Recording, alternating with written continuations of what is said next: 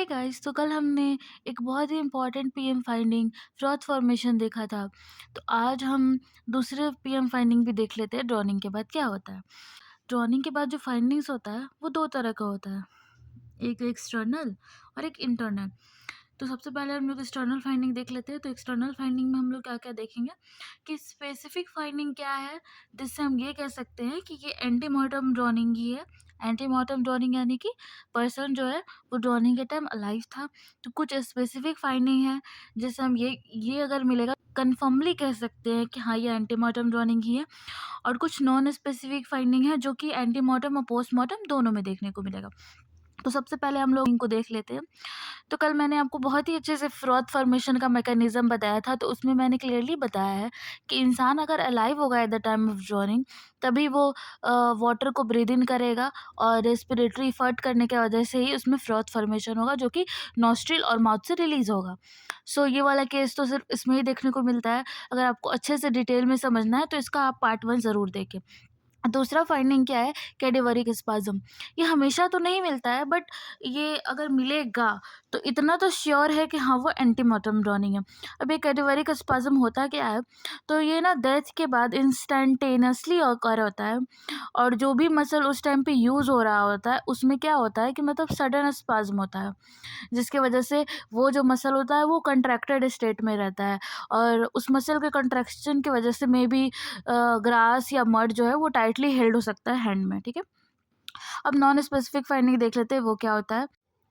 तो non specific finding में हम लोग सबसे पहले देखेंगे क्यूटिस एंड सरीना।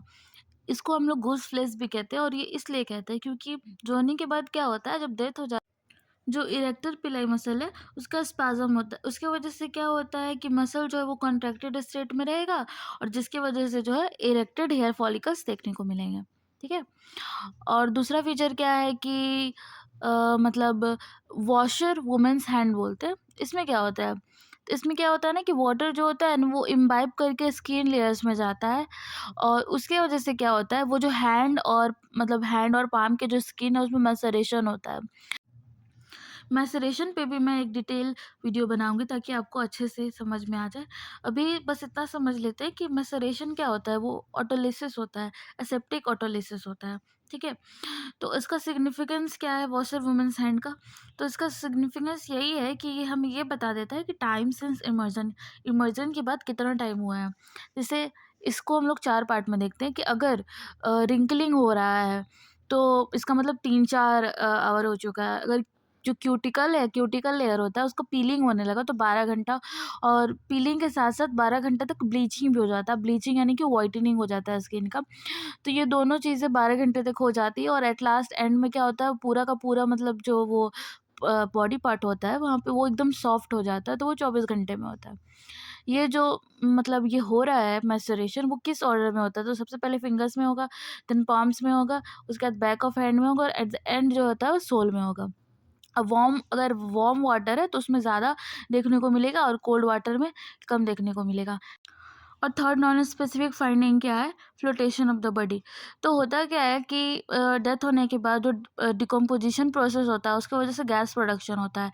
ये जो गैस गैस प्रोडक्शन होता है इसकी वजह से बॉडी फ्लोट करता है वाटर में।